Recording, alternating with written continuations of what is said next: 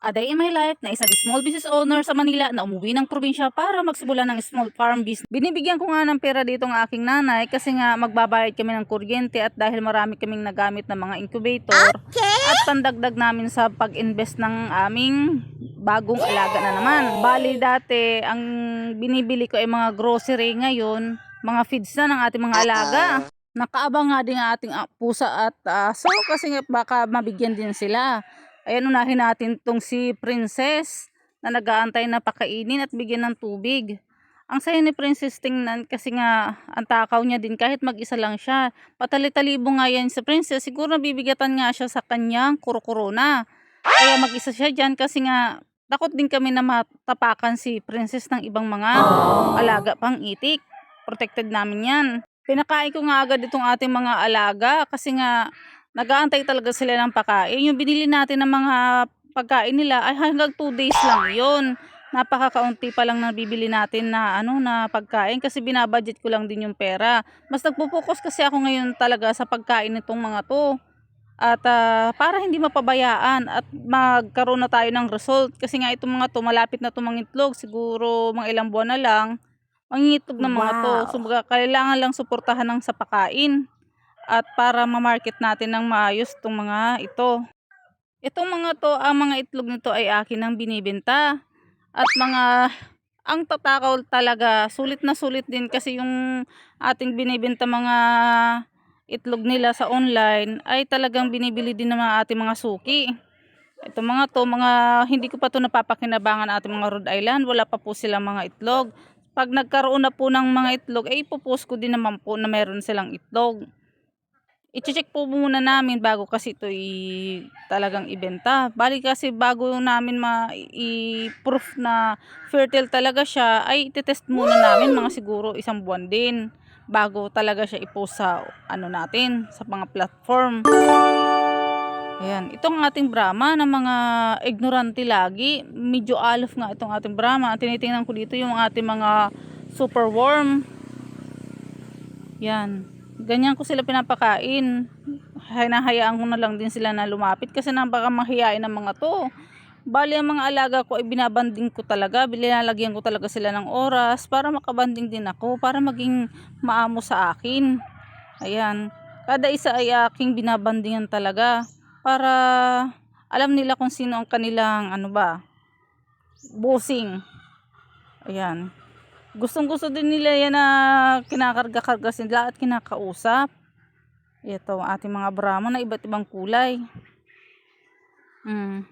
Gustong gusto ko yan na nabibidyo din kasi nga syempre hindi natin alam na kung hanggang kailan yung buhay nila. At least may record ako na. Pinuntahan ko nga ulit itong ating mga Rhode Island na medyo mas mga malaki. Ang total natin dito na mga alaga ay wala pa itong nasa 100. Hindi pa to aabot. Ayan, kaunti pa lang ang ating mga alaga na pinapalaki. Ayan, masaya ang tingnan na nagsisipag-agawan sila kasi nga alam natin na healthy. Ayan, itong ating Rhode Island, tingnan nyo, malaki na siya. Tuwang-tuwa ako kasi simula bata, inalagaan ko yung mga yan. Ayan, ito naman ang ating mga native na mga manok. Bali itong mga native natin, mga manok na fertile egg ay nabibenta na natin. Ang kagandahan dito kasi mga masisipag sila mangitlog. Ayun ang balis nila mangitlog, ang dami kaagad. Itong manok na to ay napakasungit din talaga. Kaya minsan papakainin ko muna bago magkuha ng kanilang mga itlog. Napakalaking tulong nga nitong ating mga alagang ito at napakabibo. Ang saya nila tingnan na sinasalubong kanila dahil sa may dala-dala kang pagkain.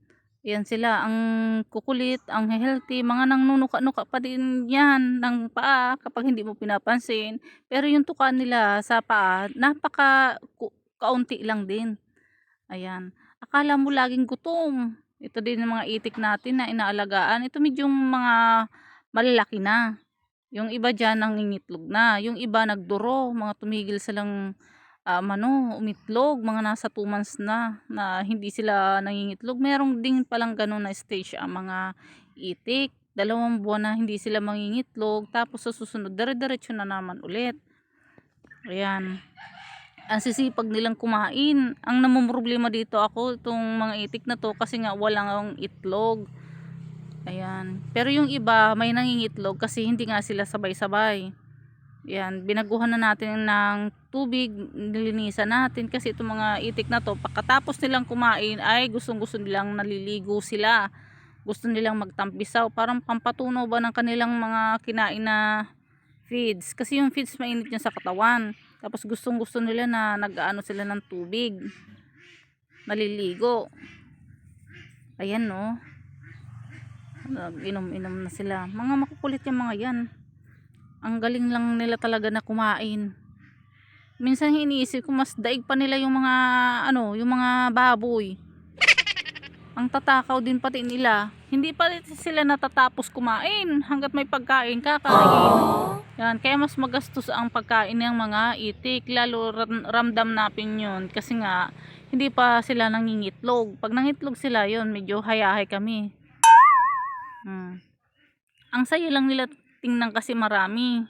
Pero guys, sa business talaga, itong mga to, ganito karami, hindi pa siya talagang pang business, pang backyard pa lang ito. Itong ating mga malalaking pugo. Ayan, pakainin din natin. Sinasalubong din tayo ng mga yan. Minsan galit pa na linalagyan sila ng pagkain.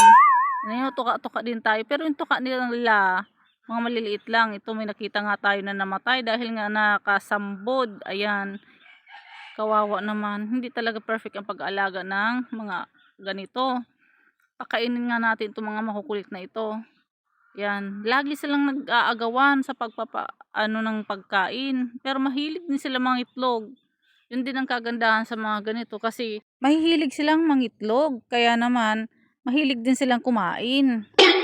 Ayan, ganyan ang itsura nila. Sa ilalim, may mga manok. Yun yung nag-aano ng mga pagkain na natatapon. Ngayong araw nga ay marami nag-order sa atin sa online. Ayan, may nag-order din ng mga sisiw. Hanggang dito na lamang po ang ating video. Bye-bye!